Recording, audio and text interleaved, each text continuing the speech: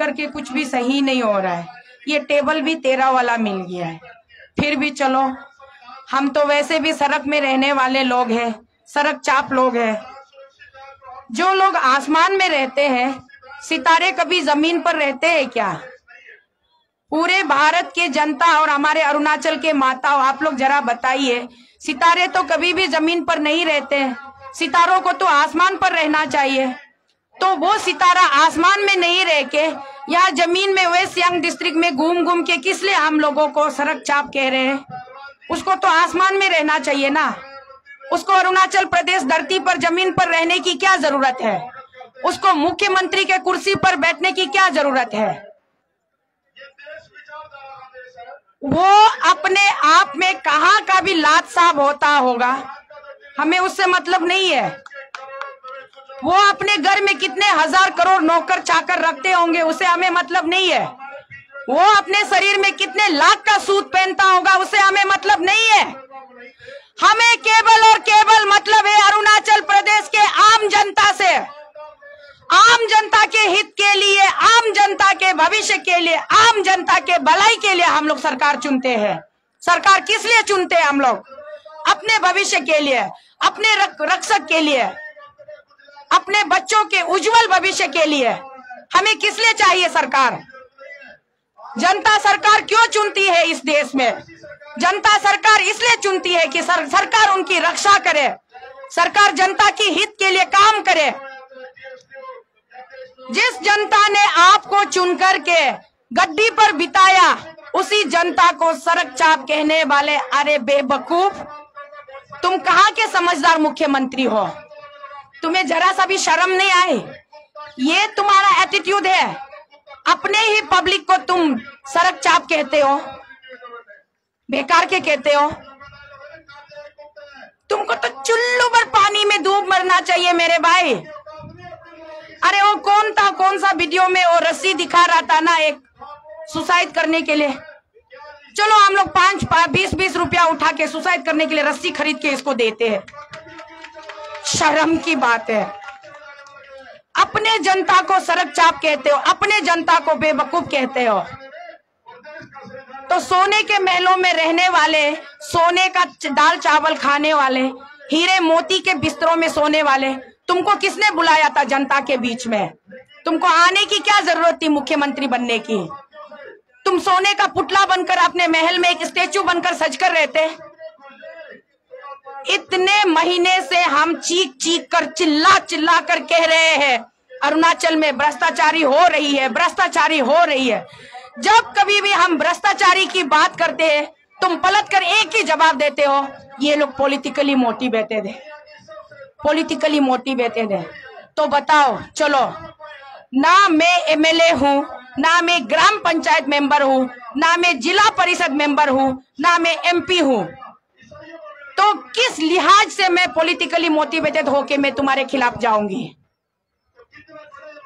तुम्हें मुख्यमंत्री कुर्सी से उतार करके मुझे क्या हासिल होगा? मुझे कोई इंटरेस्ट नहीं है तुम मुख्यमंत्री बनो या नहीं बनो।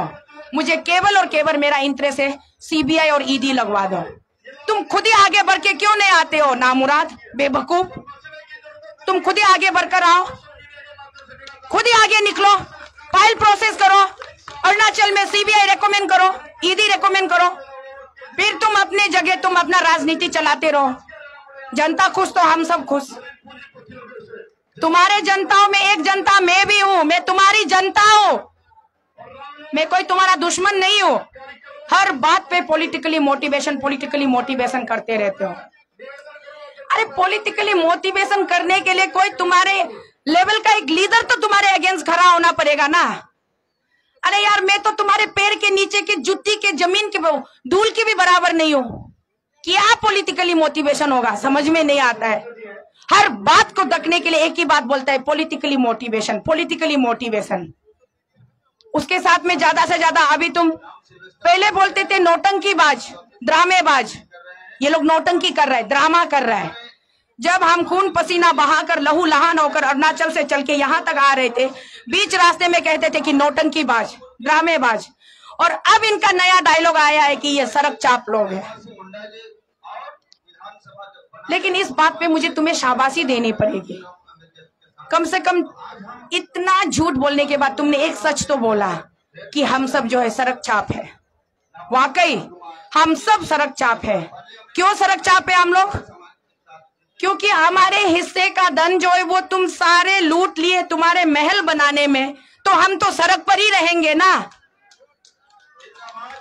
कहां से ला करके हम अपने लिए घर बनाएंगे?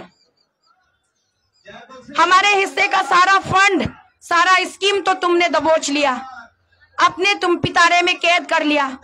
तो हमको तो रहने, पूरा अरुणाचल का 98% पॉपुलेशन सड़क चाप है, क्योंकि 2% में से 1% तो तुम दलाल नेतागिरी लोग है और 1% तो बेकार वाला करप्टेड ऑफिसर लोग। तुम लोग का ही सब कुछ चलता है। अरुणाचल में आप लोग कभी विजिट कीजिएगा, दिल्ली वालों एक बार कभी विजिट कीजिएगा, बंदरदेवा से लेकर के चिंपू तक जाइएगा, कैपिटल कॉम्प्लेक्स में जितने बड़े बड़े बिल्डिंग है, बिल्डिंग का ओनर पूछिए, शॉपिंग कॉम्प्लेक्स का ओनर पूछिए, जाकर के कहीं ना कहीं एक नेता होगा, नहीं तो एक ऑफिसर होगा, अधिकारी होगा। कोई भी आम जनता का कोई प्रॉपर्टी नहीं है वहां पे। ये पैसा कहां से आता है? ये पैसा कहां से आता है? मैंने पहले भी बोला है, एमएलए का सैलरी कितना है? हमारे एमएलए का सैलरी तो कितना था? 3 लाख कुछ था, 3,40,000 कुछ था, 1,40,000 एक सिंपल एमएलए। सीएम की सैलरी की मैं बात कर रही हूँ, तो उसको आप जोड़िए, पिछले 7 साल में एज ए चीफ मिनिस्टर उसने इतनी सैलरी ली है। उसमें से फिर उसका छोटे छोटे एक्सपेंसेस होते हैं, डिडक्शन होती है, अलाउंसेस काटते हैं, बचता कितना है? उसके बाद इतनी करोड़ की प्रॉपर्टी कहां से आए हैं? इतने करोड़ बनाने के लिए कितने आम जनता के हक के पैसे को मारते हो, उसी आम जनता को घर से बेघर करते हो। आम जनता का बच्चा अनपढ़ गवार होके रह गया, आम जनता का बच्चा बेकार होके दारू पी के, भांग पी के, ड्रग्स लेके उधर सड़क पे घूम रहा है, चोरी चकारी कर रहा है। किसके वजह से? सरकार के पास एक अच्छा नीति ना होने के वजह से, सरकार के पास एक अच्छी योजना ना होने की वजह से। तो हम इसी चीजों पर तो हम यहाँ पर बात कर रहे हैं। ये चीजें जब हम अरुणाचल में बोलते हैं तो कोई तो सुनता नहीं है। कोई बेचारा अच्छा खासा लड़का लोग यूथ ऑर्गेनाइजेशन निकल के आता है तो पब्लिक ट्रोलिंग हो जाता है। पब्लिक ट्रोलिंग भी वो जेन्युइन पब्लिक ट्रोलिंग नहीं करता है, वो बेकार का एक एमएलए 5-5, 10-10 फेक अकाउंट बना के रख के ट्रोलिंग करता है।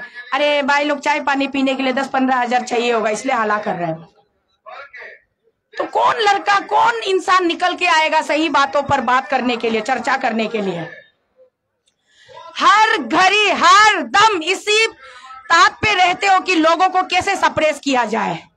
हर दम लोगों को सप्रेस करते हो और सप्रेस की लेवल यहां तक बढ़ गई। आप सोच के देखिए, जबकि भारत की राजधानी अरुणाचल प्रदेश में हर राज्य के पब्लिक के लिए, हर राज्य के सरकार को एक प्लॉट अलॉट किया जाता है, एक बिल्डिंग बनाने का उसको प्रावधान है।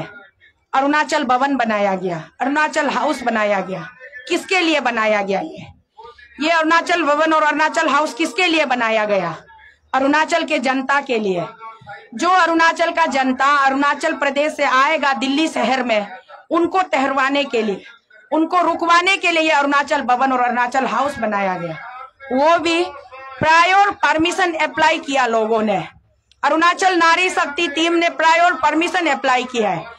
19 नवंबर को अरुणाचल नारी शक्ति टीम ने वहां ईटानगर से उन्होंने ऑनलाइन फैक्स किया या व्हाट्सएप किया, टेलीग्राम किया कि हम 25-26 टेंटेटिवली 25-26 के अंदर हम कुछ इतने नारियां आ रहे, हमें आपके भवन के अंदर या हाउस के अंदर कोई कमरा नहीं चाहिए, हमें भवन के बाहर, हाउस के बाहर जो आपका खाली स्पेस पड़ा हुआ है वो हमें चाहिए।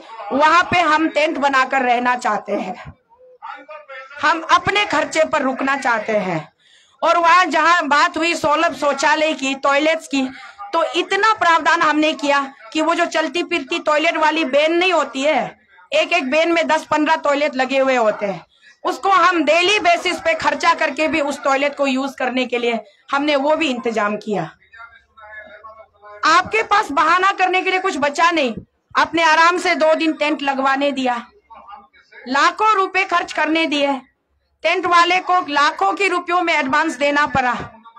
उसके बाद टेंट बन के तैयार हो गई तो रातों रात 10:30 बजे आकर के आपने पूरा टेंट हटवा दिया। अगर टेंट हटवाना ही था तो बोल देते ना, लेबर लोगों से जो साइट पे काम कर रहे थे उनसे बोल देते कि भैया 2 घंटे के अंदर ये टेंट खाली करो, यहाँ अलाउ नहीं है। कम से कम बोल तो देते। हमारा पैसा जो हमने एडवांस में दिया था उससे बच तो जाता। कुछ पैसे वो लोग अपने लेबर चार्ज जरूर ले लेते, लेकिन कुछ तो बच जाता, वो भी नहीं। पूरी तरीके से बर्बाद करने का इतना इतना शानदार साजिश रचाया गया कि बोलने की तो और कुछ बचा ही नहीं। घर से भी जाए ये लोग, बिस्तर से भी जाए ये लोग, पेट से भी जाए ये लोग। इनको भूख भी लगे तो इनके जेब में इतना पैसा ना बचे कि एक बोतल पानी खरीद के पिए या एक प्लेट खाना खरीद के खाए। ऐसी साजिश रची गई है अपने लोगों को सताने के लिए। वो भी अगर कोई मर्द होता तो भी सोचने वाली बात थी। चलो मर्दे जो क्या होते हैं कि पेट में 10 दिन ऐसे गमछा बांध के 10 दिन भी भूख बर्दाश्त कर सकते हैं। औरतें कैसे करेगी? औरतें शारीरिक रूप से मर्दों के मुकाबले थोड़ी बहुत कमजोर होती है। औरतों को भूख जल्दी लगता है, भावुक जल्दी होती है, रोना जल्दी आता है। तो भगवान ने जिस भी आप धर्म के ग्रंथ पे जाइएगा, चाहे आप कुरान शरीफ में जाइएगा, चाहे आप भागवत गीता में जाइएगा, चाहे आप होली बाइबल में जाइएगा, चाहे आप बोधि धर्मा में जाइएगा, चाहे आप तोरा में जाइएगा, दुनिया के जितने भी धर्म है, हर धार्मिक ग्रंथ में ये लिखा गया है कि औरतें कुछ प्रतिशत मर्दों से कमजोर होती हैं। तो उस कमजोर प्राणी के ऊपर ये अत्याचार क्यों? ये किस प्रकार का अत्याचार है? औरतें एक माँ होती है, औरतें एक पत्नी होती है, औरतें एक बेटी होती है, औरतें एक बहू होती है, औरतें एक बहन होती है। तो पूरी अरुणाचल से इन लोगों ने घोषणा किया, अरुणाचल नारी शक्ति, हम दिल्ली जा रहे हैं, अरुणाचल अगेंस्ट करप्शन को सपोर्ट करने जा रहे हैं। पूरी तरह से घोषणा करके ट्रेन के ऊपर भी बैठ करके इन लोगों ने लाइव वीडियो बनाया, सबने बताया वारी वारी कैसे अपना हाल, जानबूझ करके लोगों को सताने के लिए, औरतों को सताने के लिए, महिलाओं को सताने के लिए ये जो गंदी साजिश रची गई है, इसके बारे में अब हम क्या बोले? पूरे भारतवर्ष में फैलाइएगा ये खबर, आप लोगों के माध्यम से पूरे भारतवर्ष में फैलाइएगा कि जब कोई अपने राज्य से राजधानी में आते हैं तो राजधानी में उनका जो एक ठिकाना होता है, जो घरौंदा होता है, जो उस राज्य के लिए जो कि तयशुदा जो एक घरौंदा होता है, उस घरौंदे में आकर के लोगों के भावनाओं के साथ, लोगों के सेंटिमेंट्स के साथ किस तरीके से खिलवाड़ किया जाता है, किस तरीके से रोंदा जाता है। ये खबर आप लोग जरूर फैलाइएगा। मेरे पत्रकार मित्रों से मेरी निवेदन है, क्या इस तरीके की, इसे क्या कहेंगे? अगर आप लोग पत्रकार मित्रों, अगर आप लोगों के ध्यान में हो तो आपने एक मोदी जी का एक स्पीच सुना होगा। हमारे भारत के प्रधानमंत्री मोदी जी ने एक समारोह में स्पीच दिया था। मोदी जी ने कहा था, मेरे लिए 135 करोड़ भारत की जो जनता है वो मेरे लिए कोई छोटा कोई बड़ा नहीं है, सब मेरे लिए एक समान है, बराबर है। मैं आज इस देश का प्रधानमंत्री बना हूं तो मैं प्रधानमंत्री नहीं बल्कि मैं इस देश का प्रधान सेवक बना हूं, और मुझे सेवा करने का अवसर प्रदान करके आप लोगों ने मुझ पे उपकार किया है।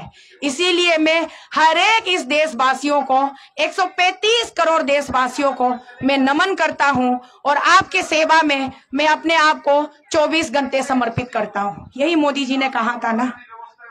तो मोदी जी, आज हम आपसे कहते हैं, आपसे हम सवाल करते हैं कि मोदी जी, आदरणीय पिताश्री मोदी जी, कि आपके वो बातें कहाँ गई? आपके वो भावुक बातें कहाँ गई? आपके वो वायदे कहाँ गए? आपने वायदा किया था ना, तो वो कहाँ चले गए? ये कैसा नीति है, कैसा नियम है, कैसा सिस्टम लगा के रखा है?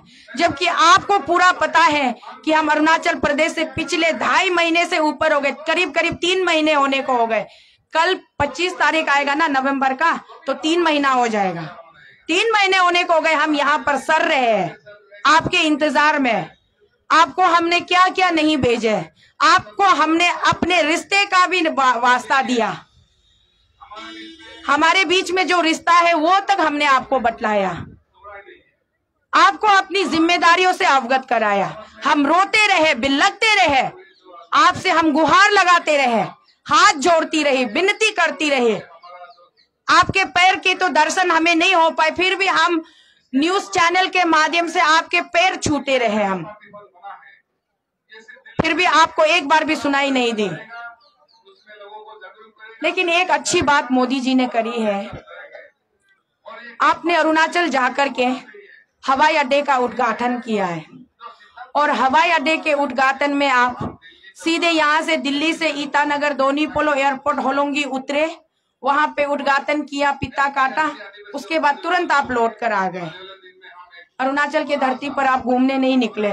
मोदी जी, अगर आप अरुणाचल के धरती पर थोड़ा देर के लिए 10-15 मिनट के लिए भी अगर आप सैर सपाटा करने निकलते तो कितने महिलाएं, कितने बच्चे, कितने युवाएं आपके बाहर इंतजार कर रहे थे, आपको जरा भी अंदाजा नहीं होगा।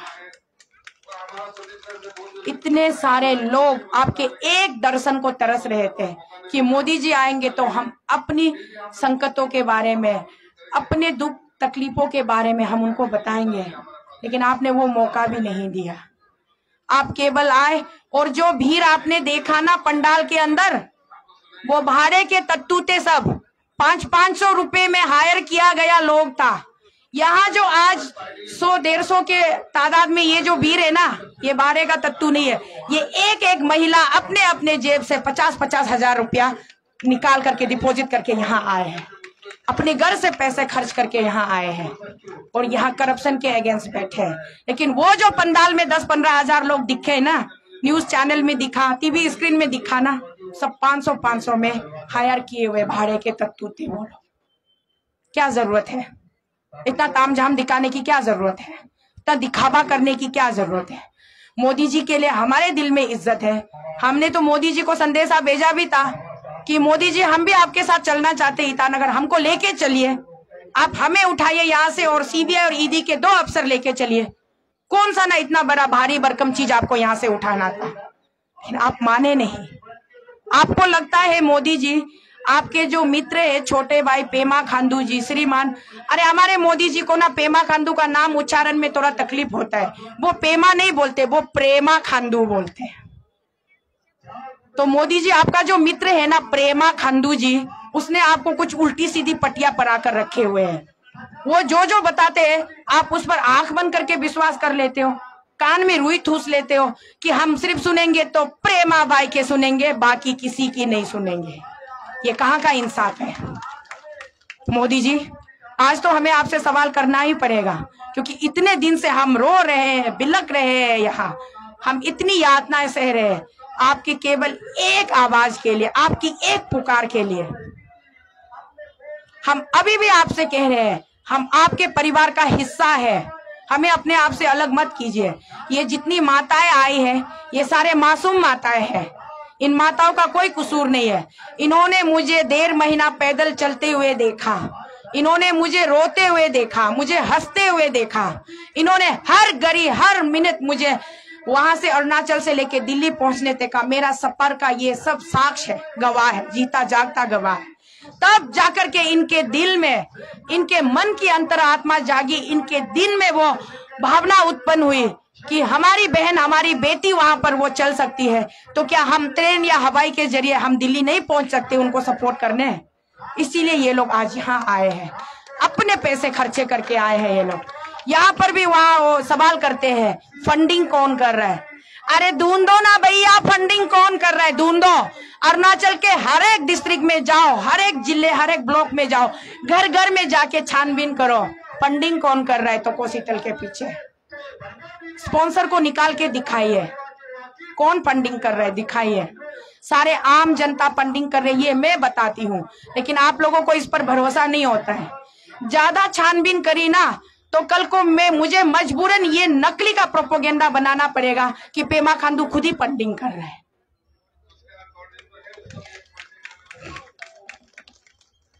बहुत सारी ऐसी गंदी गंदी हरकतें की गई है कि मुझे मतलब बोलते हुए मेरे जुबान तर्राते, मेरे जुबान कब कपाते हैं। इतनी गंदी लोग कैसे हो सकते इस संसार में। आए तो वो 4 दिन की जिंदगी जीने के लिए, जाओगे तुम उसके बाद जिंदगी खत्म होने के बाद। अभी अभी कुछ दिन पहले तुम्हारे बड़े भाई भी चले गए, एक दिन तुम भी जाओगी, मैं भी जाऊंगी, हम सब जाएंगे। लेकर क्या जाएंगे? आए खाली हाथ थे। अभी तुम महलों में रह रहे हो, स्वर्ग में रह रहे हो, हम तो सड़क पर रह रहे, मिट्टी पर रह रहे। हम जाने के बाद भी मिट्टी में ही हमारा ये शरीर धंस जाएगा। हम मिट्टी के मोम के पुतले हैं, मिट्टी में ही धंस जाएंगे, हम लेकर कुछ नहीं जाएंगे। तो किस बात का घमंड है तुमको? इतना घमंड करना सही नहीं है। घमंड का घड़ा जब टूटेगा, कहते हैं ना लोग, गीदड़ की मौत आती है तो वो शहर की तरफ भागता है। शायद तुम्हारी मौत आने वाली, इसीलिए तुम इस तरफ भागते चले आ रहे हो। हरकतें तुम्हारी अरुणाचल में खत्म नहीं हुई, जो दिल्ली तक तुम ये साजिश और गंदी राजनीति लेकर आ गए। अरे कम से कम दिल्ली शहर में हमारा इतना बनता है, पता है? हम जब हमारे घर में मेहमान आते हैं, हम ये नहीं देखते कि वो मेहमान हमारा दुश्मन है कि दोस्त है। हम सबसे पहले पूछते, आइएगा प्लीज बैठिए, पानी लेंगे आप, चाय लेंगे। हमारे अरुणाचल में पेप्सी का बड़ा रिवाज है। हम सबसे पहले पूछते, आप पेप्सी लेंगे कि चाय लेंगे? उसके बाद एक गिलास ठंडा पानी या पेप्सी देने के बाद हम उनसे पूछते हैं, बताइए आप किस कारण से आए हैं। वो तलवार लिए हमारा गर्दन धड़, सिर से धड़ को अलग करने के लिए आए। तलवार यहाँ गर्दन पे लटकाए भी रखेंगे ना, तो भी हम प्यार से अदब से बात करते हैं। अरे ये लोग आपके दुश्मन नहीं है। अगर आपको मुझसे प्रॉब्लम है तो मेरे साथ थोड़ा बहुत जो भी आपने करना था बहुत कुछ कर दिया, उसको भी मैं शांति से सह रही थी। लेकिन इन लोगों के साथ वो बदसलूकी किस लिए? क्यों किया आपने ऐसा बदसलूकी? ये मेरा सवाल पेमा खांडू से था। करप्शन है तो है, बोल दीजिए। पेमा भाई, आपने कोई करप्शन नहीं करी है तो आप सीबीआई ईडी लगवा दीजिए। आप अपने नीचे के लोगों के लिए इतना चिंता क्यों कर रहे हैं? जिसने करप्शन किया है उसको उसका हक का सजा दिलवाइए ना। अपने तकित जेरंग को तो पेपर बेचने के उसमें बता दिया, मिनोती बोरांग को बता दिया, वैसे ही और भी अफसरों को बताते जाइए। आप अपना दामन साफ कीजिए। ये गंदी राजनीति खेलने की क्या जरूरत है? मत खेलिए गंदी राजनीति, और बहुत भारी पड़ने वाला है आपको। अभी भी समय है, मैं कह रही हूँ, अभी भी समय है। सीबीआई और ईडी रेकमेंड कर दीजिए और सारी बातें यहीं पर खत्म कर दीजिए। हम भूलने को तैयार है आपको, हम माफ करने को तैयार है। हमारे साथ जो भी आपने दुर्व्यवहार किया है, सिर्फ आप सीबीआई और ईडी लगवा दीजिए, बाकी बातें हम सब भूल जाएंगे। वैसे हमारा दिल बहुत बड़ा होता है, हम गरीब जरूर है, सड़क में रहते जरूर है, कोई पक्का मकान में नहीं रहते, जंगल में पहाड़ में रहते, हम रेंग रेंग कर रहते हैं, फिर भी हमारे पास हमारे भगवान ने हमें बहुत बड़ा दिल दिया। हम छोटे छोटे लोगों की छोटी छोटी हरकतों को हंस हंस के यूं ही माफ कर देते हैं। तो अभी भी वक्त है, आप सुधर जाइए, अपने आप को ट्रैक पे लेके आइए, लाइन पे लेके आइए। ये हमारा आपसे अनुग्रह है। और साथ ही साथ अरुणाचल प्रदेश से आम जनता ने, मेरे जितने माताओं ने आज बोला, कितने प्यार और कितने इज्जत और कितने भरोसे और कितने अदब के साथ आप लोगों को मेंबर ऑफ पार्लियामेंट चुनकर यहाँ दिल्ली भेजा। और यहाँ दिल्ली पे बैठकर आप लोग क्या कर रहे हो? तमाशा देख रहे हो, तमाशा। अरुणाचल वाले गरीब जनजाति वाले आएंगे दिल्ली में, कटोरा लेकर भीख मांगेंगे, ट्रैफिक सिग्नल में भीख मांगेंगे, सोने का जगह नहीं मिलेगी तो फ्लाईओवर के नीचे बिस्तर डालकर सोएंगे। वो नजारा देखकर मजा से एंजॉय कर रहे हो। समय बताएगा, मैं नहीं बोलूंगी कुछ भी, आपको आपके किए के सजा आपको समय देगा, समय बताएगा आपको। बहुत हो गया आप लोगों का ये नौटंकीबाज, ड्रामेबाज। मीडिया में आते हो, टीवी चैनल में आते हो, किसी समारोह में जाते हो, बड़े बड़े भाषणबाजी करते हो, मैं ये कर रहा हूँ, वो कर रहा हूँ। प्रैक्टिकलिटी में क्या किया आपने? प्रैक्टिकल में क्या किया? लोगों को प्रताड़ित किया, लोगों को सताया, उससे ज्यादा क्या किया आप लोगों ने? हम इस लहजे से आपसे बात करना नहीं चाहते थे। हम बड़े अदब से बात कर रहे थे, बड़े रिस्पेक्ट के साथ हम आपसे प्रे कर रहे थे। हमने हर वो मुमकिन कोशिश की कि आपको हम प्यार से अपनी बातें समझा सके। हमें कठोर होने पर विवश मत कीजिए ये सोच करके हमने हर वो मुमकिन कोशिश की, लेकिन आखिरकार आपने क्या कर दिया, हमें कठोर होने पर आपने हमें विवश कर ही डाला आपने। आज हम कठोरता से सवाल करते हैं उन 3 एमपीओ से। अरे जो लोग पब्लिक सर्विस नहीं दे सकते, पब्लिक की सेवा नहीं कर सकते, क्यों आते हो आप लोग पब्लिक फील्ड में, क्यों आते हो पब्लिक के मैदान में? जिनको राजा महाराजा जैसा रहने का आदत है, जाइए ना स्विट्जरलैंड घूमिए, कहाँ घूमिए, फॉरेन कंट्री, इंग्लैंड अमेरिका घूमिए, रहिए। पब्लिक फील्ड को छोड़ दीजिए आप लोग। पहले हमारी लड़ाई थी भ्रष्टाचार से, उसके बाद हमारी लड़ाई हुई पेमा खांडू के गंदे साजिशों से, अब हमारी लड़ाई हो रही है हमारे 3 एमपी से। क्या सोचते खुद को?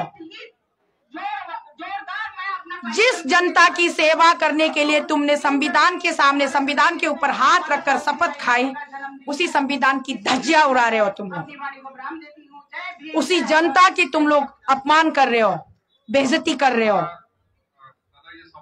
लोकतांत्रिक देश में जनता ही सब कुछ होता है। इंडिया इज डेमोक्रेसी कंट्री, छोटे से क्लास 3-4 में पढ़ाया जाता है। India is a democracy country, yes, by the people, for the people, to the people. तो डेमोक्रेसी में सबसे बड़ा कौन होता है? By the people. तो बाय द पीपल से जो सरकार बनती है, गवर्नमेंट बनता है, जो भी कोई पब्लिक रिप्रेजेंटेटिव बनता है, उसको किस बात का गुरूर है, किस बात का घमंड है, उसको किस बात का अहंकार है? अरे मैं अभी भी कहती हूँ यार, सब कुछ छोड़ दो, सब कुछ झगड़ा यहीं पे खत्म करो और सीबीआई ईडी भेज दो ईटानगर। आप लोग भेज दीजिए सीबीआई ईडी, हम भी हंसी खुशी यहाँ से चले जाएंगे और 2024 तक आप लोगों के फोटो पर हम लोग आरती उतारेंगे, प्रसाद चढ़ाएंगे। बस इतना कीजिए। अगर सीबीआई ईडी भेजना होता ना, एक तो पेमा खांडू बाई को अरुणाचल से रेकमेंड करना चाहिए था, जो कि वो नहीं कर रहा है। दूसरा, यहाँ से 3 एमपीओ को, हमारे आवाज को प्रधानमंत्री जी तक पहुंचाना चाहिए और उनको रेकमेंड करना चाहिए कि वाकई हम पार्टी के लिए प्रतिबद्ध है, पार्टी के लिए हम काम करते। हमारे पार्टी जितने पैसे वहां भिजवाते, वहां की राज्य की जो सरकार है वो ठीक ठाक से काम नहीं कर रहा है, चलो सीबीआई डालते। ये सबसे पहले किरण रिजिजू एंड तपिर गांव को बोलना चाहिए, पीछे पीछे नाबम रिविया को बोलना चाहिए, लेकिन बोला आज तक। सारे लालची लोग हैं, कमीने लोग हैं, अपने मंत्री पद को बचाने के लिए, अपने एमपी पद को बचाने के लिए। खैर, मैं समय की कमी है, पुलिस बार बार मुझे सिग्नल दे रहे, तो आज यहाँ तक खत्म करते हैं। हमारा अगला डेट 28 को है, हम 28 को आएंगे। कम से कम आप लोगों से गुजारिश है, मुझे 2 घंटा टाइम दीजिएगा बोलने का। Thank you everybody, see you again.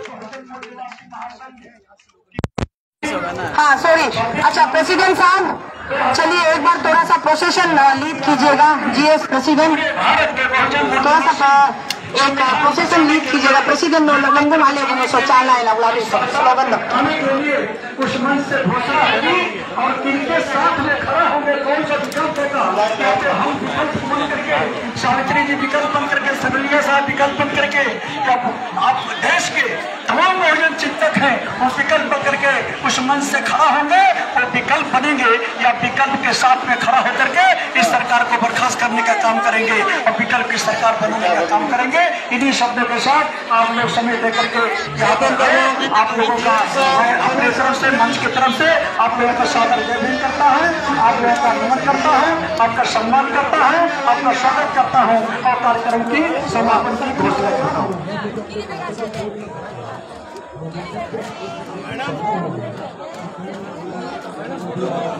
पूरी करो